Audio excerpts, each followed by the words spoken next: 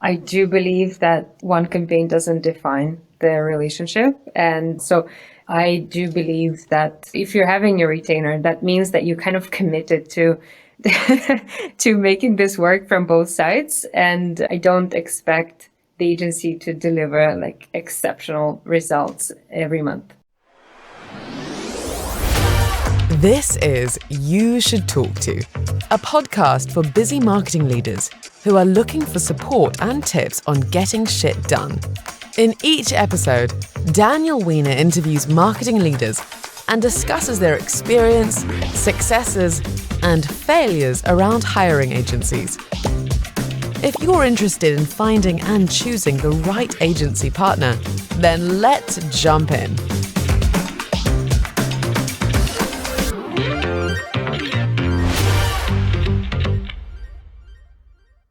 Hello, and welcome to another episode of the You Should Talk To podcast. I am your host, Daniel Weiner, and this podcast is still sponsored by myself and You Should Talk To. Maybe we'll get a big sponsor after our guest today. You Should Talk To pairs brands and marketers for free with vetted agencies and or freelancers for marketing and tech needs, because finding great agencies is a giant pain in the ass. I am super excited to be joined globally today by Olga Andrienko, who is VP of Brand at Semrush. Not SEMrush, I just found out. Olga, thank you so much for joining me today. Hello. Thank you so much for having me, Daniel. Very excited about the conversation. And you're in Barcelona today, correct? Yes. I'm jealous. We'll do the next one live. Very foggy. I can't see anything from my window. So foggy in Barcelona. I would take over foggy in Atlanta, where I am. But no, we will dive right in. What is a very unpopular opinion you have, or a hot take of sorts, in the marketing world? The latest thing I published on LinkedIn was about gated content, and these days there's a lot of hate towards gated content, which I don't share because... Really? I'm very pro no gated content, so this is good. Let's hear it. Give me the case for gated content. So gated content is great at a certain stage of the buyer's journey. So it's not great if it's the centerpiece of your campaign. This is something that I wouldn't suggest. But let's say like we have attract stage landing pages, and then they registered, they didn't convert, or they just visited the page and then they left. So we still have their information, and then they're not clearly engaged. So this is where we might send them a state of search like report, which is also a huge report of 100 pages. Sure. So we can't put it anywhere else. And then in PDF, that's digestible. And also we know that they have more interest towards us. Or there's a webinar, and for webinar, we need registrations. And this is also something that I see as gated content. So also in a lot of companies, then this is something that company would put a lot of effort in. And then, for example, the online conference, then they like it. I think it's all right to ask for information and in exchange of free content. So it signals the interest. It doesn't signal that you need to put your sales team on this lead and call them immediately after. So this is something that like I'm very opposed to, but just to ensure that you can continue the conversation. This is a really good piece. That is a hot take. I'm curious, do you think that applies to every brand, or do you think you have, it's a little different for a brand like yours that has some sort of like, people see the name and know it and stuff like that? Or do you think that applies kind of across any brand like that? I know when I see stuff from a brand like you all that I'm interested, because I would consider you all like to be one of the, leaders in the space and stuff like that. So I feel like I view content from you, like it already comes with some layer of trust. Do you think that applies to brands that don't have like name recognition in some capacity? Every brand was a no name at some point. So I think if the company constantly posts shitty content, then they would not.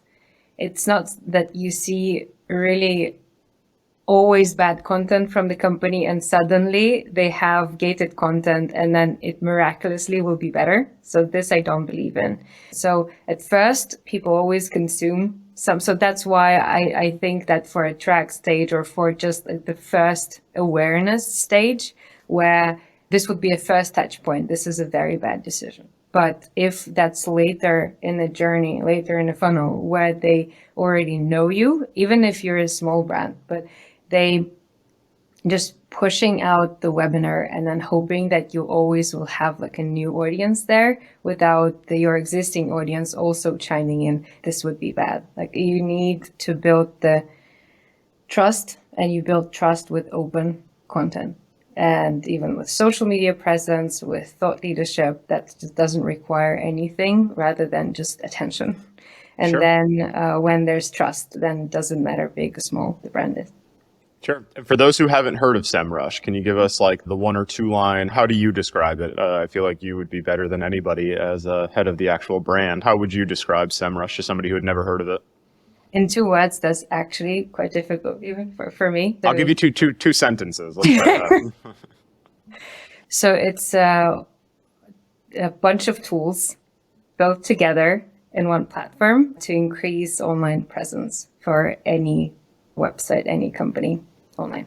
That's perfect. We just came up with the new messaging right here live on the show. And you focus on brand, which is, Yeah. I talk to a lot of heads of marketing, CMOs, VPs of marketing, and brands like a scary thing to a lot of people. It's something that they want to focus on, but kind of scared to because it's hard to measure. Talk to me a little bit about like what you focus on and how you think about measurement of brand. I still report on new users and revenue. So, and also my teams create content for campaigns that we even push to paid channels. So it's, we measure revenue coming like so we have an attribution model, and I see what revenue came from organic search brand, organic search non-brand, and referral, and all other like direct traffic as well. And then I also measure the impressions in Google Search Console for our branded keyword. And if I see this going up, and then our search volume goes up, and that means also that the brand is getting stronger. Also, just vanity metrics like mentions, and but that's something that we used to measure very diligently for many years. Right now, we measure it in PR, but it's not a significant metric. And the growth of our social media audience. So right now we have like over 700,000 in English-speaking channels, and also we do measure the engagement and also the proportion of. So because what actually defines the brand is the community you have, and smaller companies really struggle with building the community and also investing in the community. And brand, the easiest way to build the brand is through people and gathering them. And I just discussed it the other day with my colleague that every startup wants to build a community, and then they don't know how. And also it just requires certain people, but it also just requires you giving a lot of attention to people who already know you. Yeah. And then community grows, but it's still not visible to the business. And then suddenly there's a tipping point where your community is so big, then suddenly you have a brand. So for us, it took like 5 years to build the community we had before. It was obvious, it was very huge. It was huge. But I do encourage brands just to go on social and do a simple search of your brand name, and then start interacting with people who already mention you. And this is a great start. It is a conversation that has to happen also because the attention is the currency. And then if you see someone giving you even like 2 minutes of their time online, this is a huge deal. And then it's not something that you can overlook. So this is a recommendation for anybody who wants to build a community. And you probably learn, I would argue, I come from a social media background. You learn more about your customers and prospects from reading the positive, the negative, and all of it in that sort of environment where you're usually getting a more honest feedback versus a review and stuff like that. It's interesting that you talk about community. I mean, I've seen it truthfully on a, astronomically tinier scale with my own company and stuff like that, enabling, evangelists and instituting a board of advisors to a certain degree that has added validation. It has I joke, it's put me in rooms I probably don't deserve to be in. It's, made me money that I wouldn't have made otherwise and stuff like that, which is a huge goal for me in 2023 of rolling out more of those people. So even on like a small scale, I've seen it have a huge impact on my business. Yeah. And you've talked about brand a ton. And I've seen lately on LinkedIn with you, you've made a concerted effort to work on your personal brand. I'm curious, what was the catalyst for that? When did you start and kind of what's your thoughts on it so far? So I started in summer this year, and I just realized that the only thing that people know about me is that I work for Semrush, and that's it. And even my team and people inside the company, they just don't know my values. Well, we talk about this a lot, but not in the personal way. So I just thought that I'm much more. And everybody needs to be like, we're all three-dimensional. It's not that we are the professionals and then the job is on the only thing that defines us. So I'm passionate about a lot of stuff. And so that's why I just started to share. And then also the response that you get immediately, this just motivates you to go on. And it has brought wonderful connections. And also we are talking because I shared one of my posts on LinkedIn about agencies. And this has done a wonderful thing even for my presence within the company, because suddenly a lot of my team members and colleagues saw me from a completely different angle, and they were able to connect with me or interact with me on a completely different level because we share interests. We both have dogs. Where's the dog? Where's the dog? Why is the dog not made an appearance she's on this she's podcast? sleeping right next to me. That's fair. And also it brings interviews, and it brings a lot of beautiful things. And so in that sense, yeah, I'm very excited. And also now I'm trying to help others to build personal brands. So I took up 5 mentees for free that I'm going to work with for 3 months, and then we'll see where it gets. I'm very, very excited. That's great. Yeah, I've been, I would say, focused on my personal brand for close to like 2.5 years now. I've been posting basically every day on LinkedIn. I started the podcast about 6 months ago and stuff like that. And yeah, it's kind of wild. Like, it's similar to how you like talked about the community and brand. Like, you start doing this stuff and then you're like, is anything happening? And then one day you're like, oh, like, this is kind of cool. And you don't really realize it. It's why it's also hard to imagine. Like, when people ask me like, oh, has it been successful? I say, yeah. But then when they're like, well, like how? I'm like, like, I don't really know how to answer that part of the question. Like, I just know that there is a significant increase in activity in like the sphere around me, whether that's on LinkedIn or email. And it also softens, like when you're emailing people that you don't know or like warm interest, like, oh, like you're the guy I saw like doing that thing once or something like that. Even with us, like, you posted on LinkedIn. I presume when I messaged you and stuff like that, you probably looked me up and saw that I was reasonably active, which I imagine can't hurt. So no, yeah, we are here because of the personal brand. So. Well, also I hired one person that she connected with me on LinkedIn. So in two months after, I hired her to my team. And I would say in measurable goals, like there were 2 speaking engagement in conferences and over 10 podcast interviews. I've done podcasts before, but this is the increased number of appearances like within like 5 months. So it's this is your favorite one, right? Of course. Yes. Yeah. Well, I'm very, very passionate about the agency topic. And then I was very, very yes, I'm going to do it for sure. Well, let's jump into that. Your post was about agencies that led me to reach out. My first question there is just, what's your overall opinion on agencies? They get a bad reputation sometimes for interesting sales practice, and just, I feel everybody has a positive agency experience and a negative agency experience. What's your overall opinion on agencies? I see them as my extended team. So there are some great experiences with even the internal team, and then also some not really great hires, or it just might not work out because it's just not a great fit. So I see that they enable me to really run larger projects or to start something new. So I see them as an essential part of my work. That's great. Obviously, before finding me, you needed to find agencies on your own. But in general, I had another podcast guest on, Kathleen Booth, who's SVP of marketing at Pavilion, another awesome community. She had the line, which has stuck with me, that community is the new Google.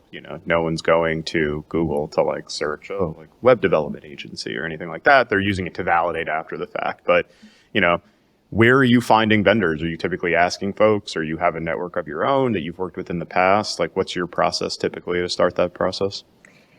I'm judging a bunch of awards. So European Content Awards, Interesting. Global Content Awards, social media awards, and usually agencies submit for their clients. So this is the best way for me to learn about the campaigns of others. So I don't go to the media outlets that just share the campaigns. This is because it's all is restricted, and then I'm not able to share it. And so they share everything. They share budgets, how it was done, like the strategy, goals, and the outcome, also screenshots from Google Analytics or any revenue numbers. So those are the best entries. And I also save the entries in a folder, the ones that really, really caught my attention. And then I ask my team members to reach out to those agencies if we have something that we could work with them on. So we hired PR agencies for broadcasting, and then we've had thousands, I would say, coverages across the UK and US radio stations because of our work with one agency. We had creative agencies, SEO agencies, so reputation agencies as well. And majority of them, they're coming from the subscription that I once reviewed as a judge. It's interesting to hear that, because I've always kind of I don't know if it's a hot take of mine, but I find a lot of, not all, but the vast majority of agency awards to be total BS. And coming from agency side, there were so many times we would get an email we won something, and we'd be like, oh, we won something, that's awesome. It'd be like, yeah, buy your plaque for it was a sales tactic from somebody else. So I think it's to your point, it makes total sense. I think the add-on would be it's important to do your due diligence of the awards that you see and stuff like that, and to your point, taking it a step further of what was this actual thing that they did, and how reputable is this award and all that.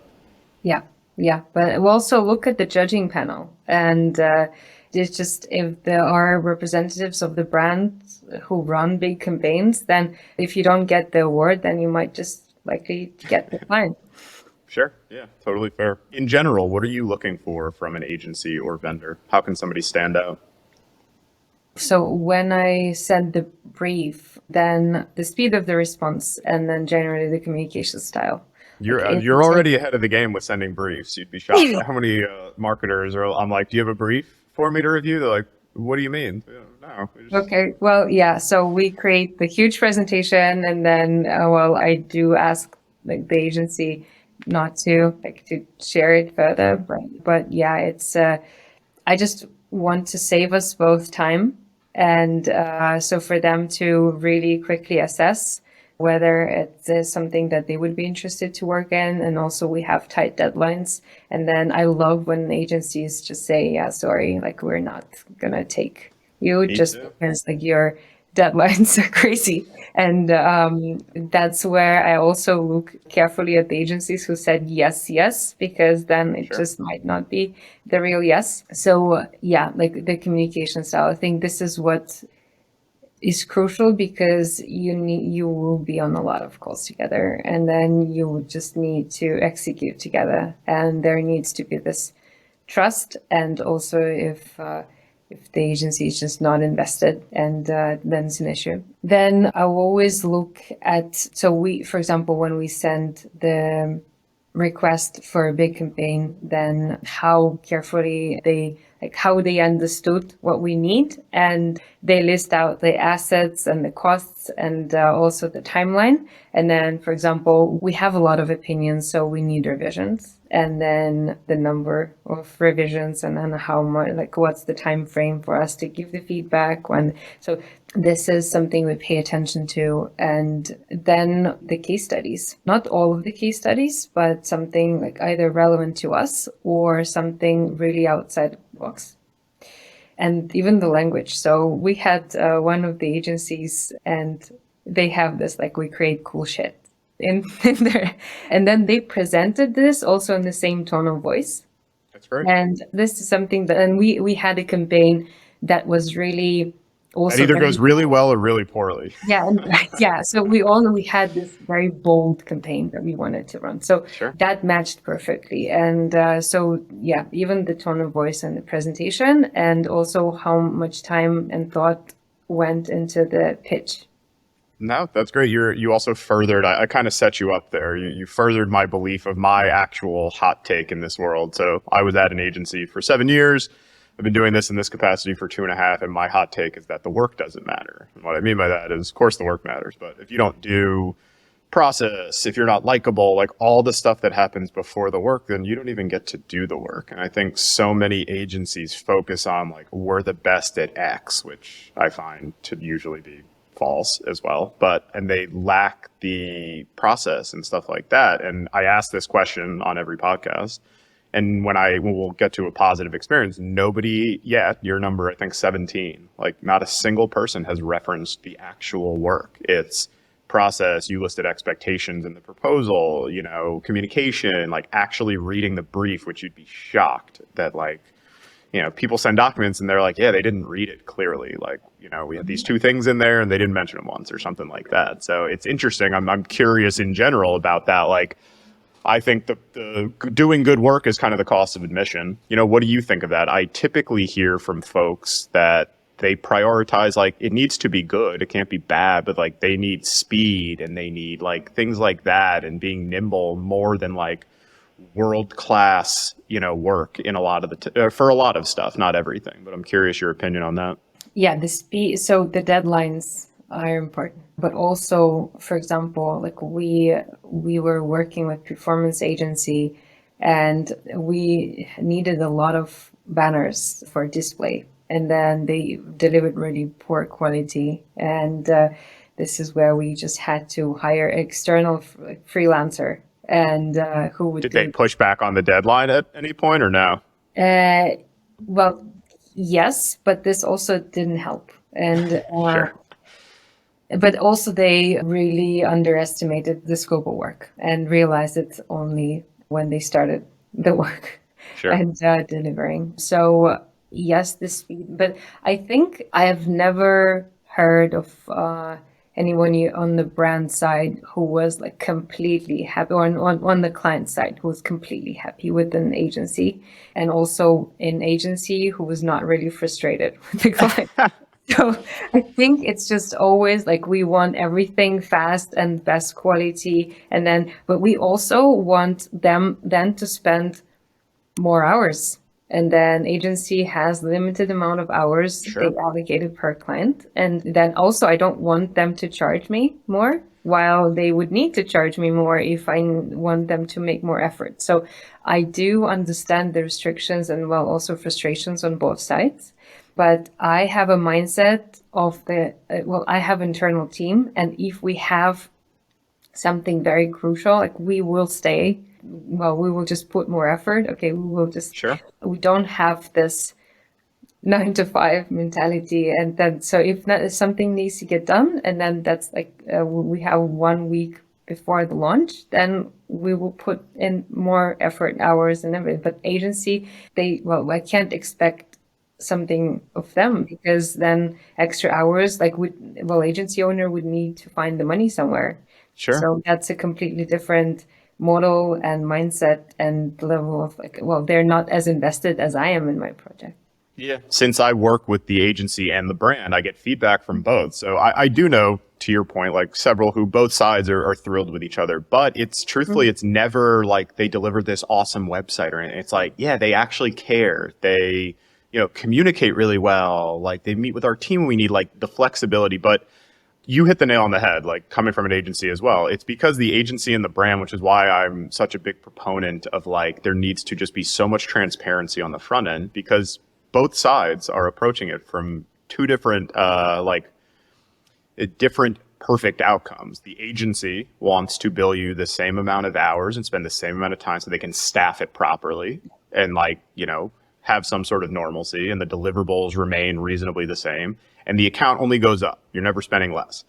The brand, to your point, wants to not be charged more, but they need a layer of flexibility. And truthfully, I blame neither side. I blame the internet with how fast the internet works. And it's just weird now. Like you have to capitalize on certain things, particularly like with social and different trends if you want to participate in them. And that's really hard. So like I think the client agency relationships I see excel are exceptional communicators, and they're both super transparent and genuinely want to see both sides succeed. The brand wants to see the agency do well. The agency wants to see the brand excel, and they work together to like figure out the best way to do it.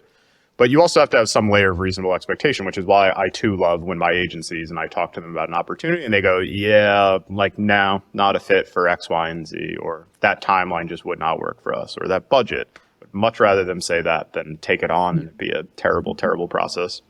Yeah, I agree.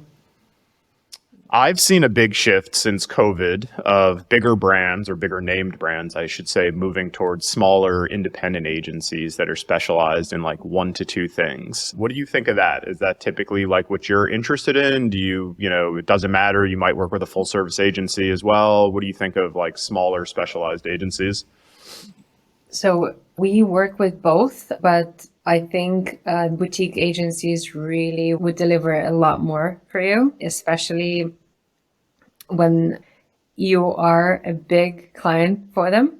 And then they understand that if they deliver for you, then this case study would really give them like more clients so they can use us as a reference.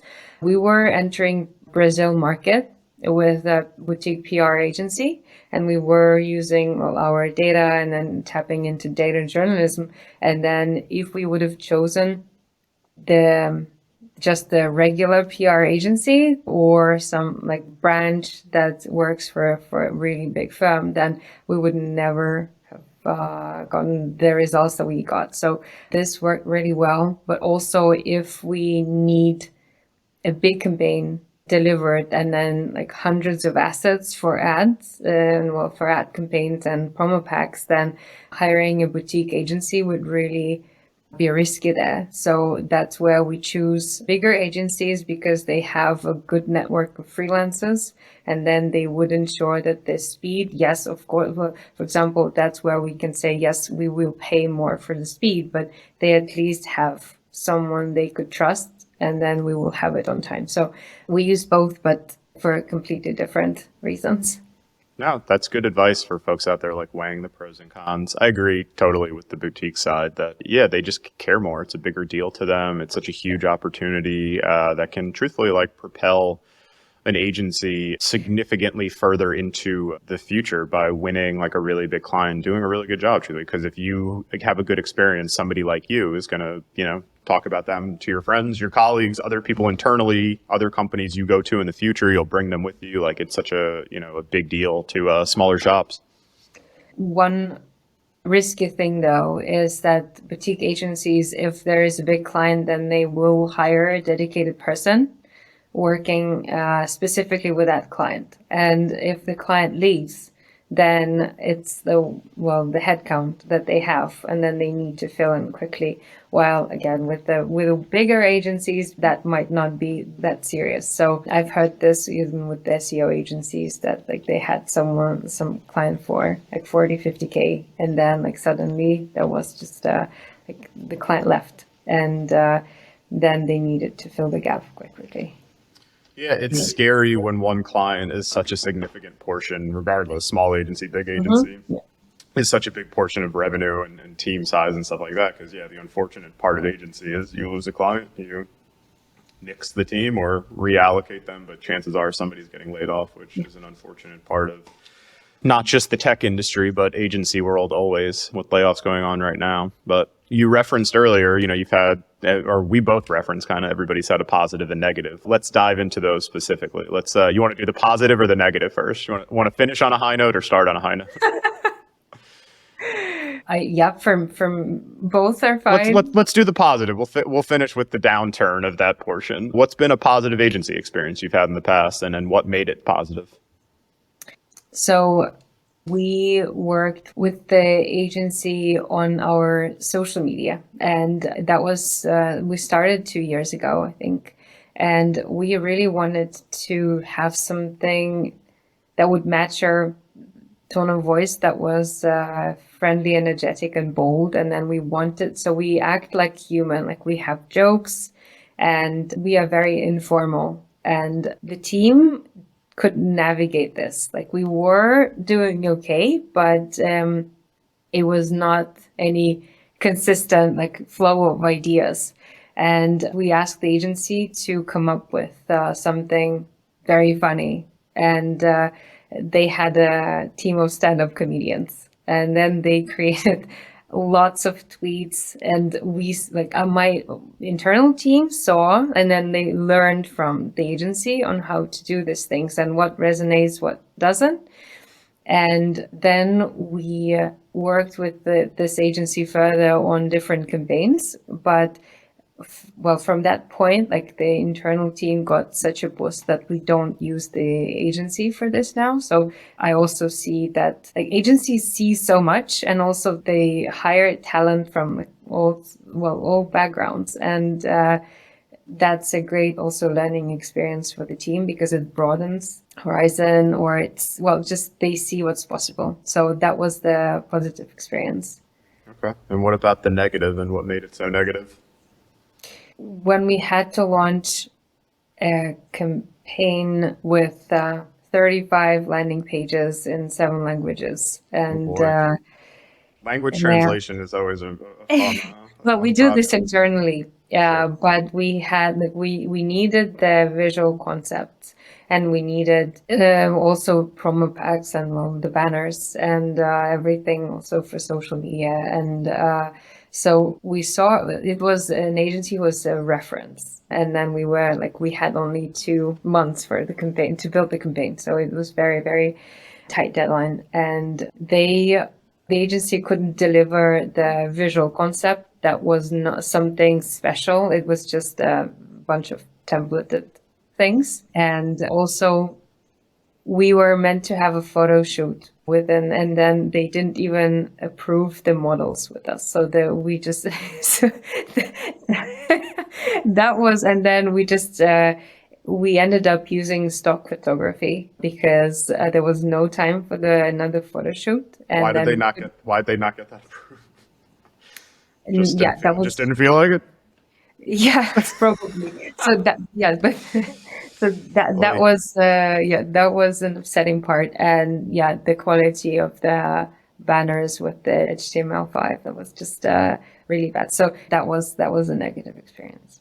That's fair. Do you think was that a long-standing relationship, or was that more? No, and that was just on off. Yeah. When you're engaged with somebody for call it a retainer, an extended period of time, do you think that a bad situation can be salvaged, or once the seed of doubt has been planted, there's kind of a point of no return you've reached? Do you think something can get back on the rails? I do believe that one campaign doesn't define the relationship, and if we, for example, we use the PR agency, we then were not happy and we dropped the contract. But then 1 year later, we're still working with the same agency because our also circumstances changed, or Sure. Our expectations changed. So, and the agency was improved as well. So I do believe that if you're having a retainer, that means that you kind of committed to to making this work from both sides. And I don't expect the agency to deliver exceptional results every month. I wish everybody thought that way in brand world. Well, continue. So it's also they learn. Also, they probably put different talent on projects. We also evolve And we are asking for better things to do because we have different experience and better experience and also more ambitious goals. And then I do expect some failure or just learning experiences along the way. What are you most excited about in the marketing world right now? There's metaverse, there's NFTs, in-person events are back for the most part, I feel. What are you most excited about? I'm actually excited about personal brand. You were supposed to say this podcast, Olga.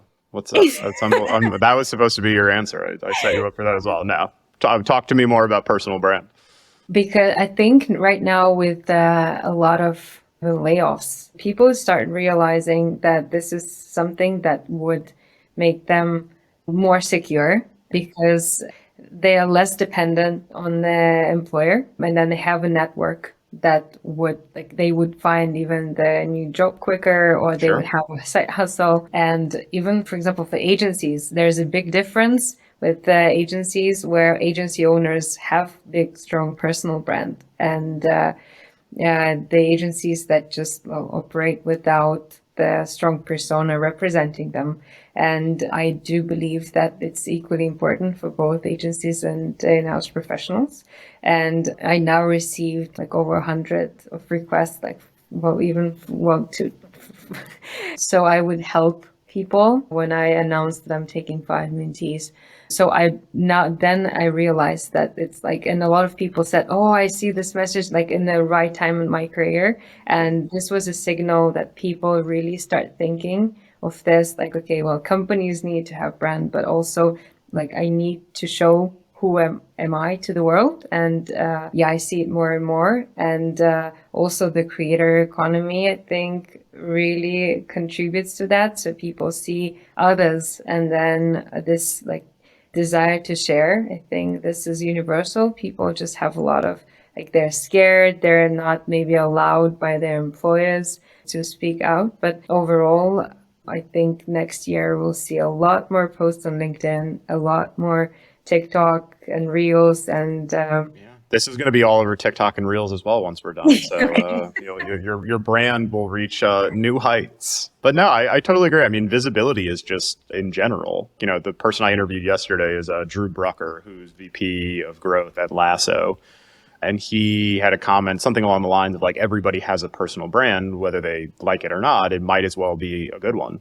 You might as well try to make it a good one. But yeah, to your point, just being seen is, I think, excuse enough for times like this. Because, I firmly believe that people who have personal brands, if they get laid off or anything like that, they won't have to interview or apply for jobs. They're reaching out to their network and having a ton of opportunity, more so. And you're truthfully getting left behind a little bit. I don't think everybody has to post every single day on LinkedIn by any means, but it should be a focus, or at least something that most people who are into their career should be thinking about for sure. Absolutely. What is something that keeps you up at night from a marketing or business standpoint that stresses you out?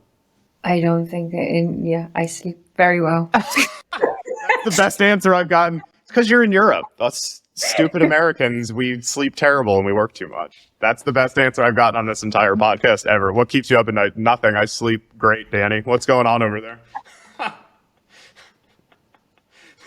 I'm so happy. That's the best. And that's the best last marketing focused question. You're like, what do you mean? Nothing stresses me out. I'm in Barcelona. I remember your patio that you were sitting on last time. What could be stressing you out? Yeah. That was a dumb question on my part. We will finish with some fun ones that hopefully. What was your very, very, very first job?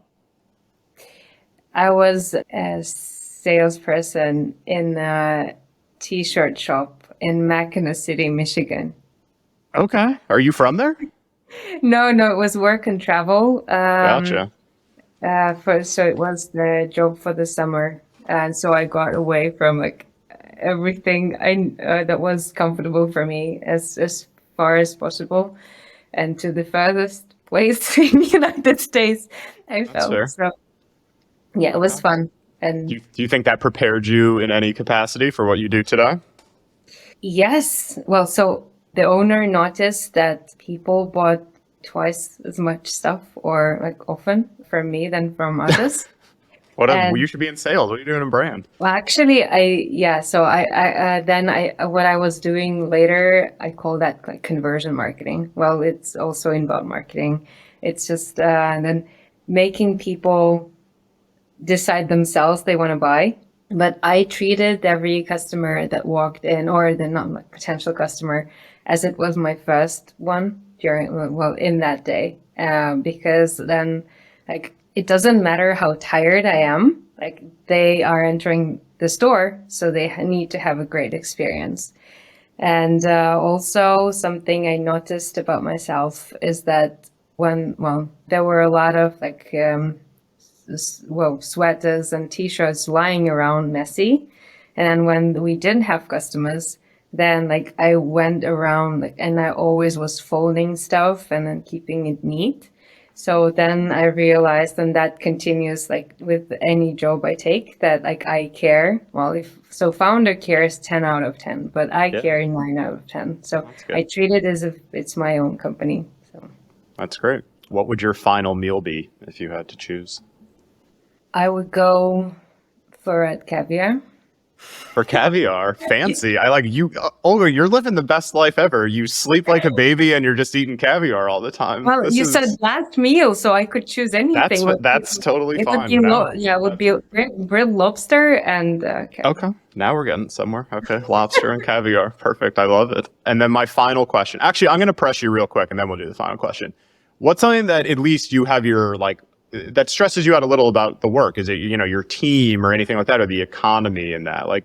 I'm glad to hear that you are sleeping well. But what's something that, at least in the business, that you're like, you have your eyes set on that you don't really know where it'll go?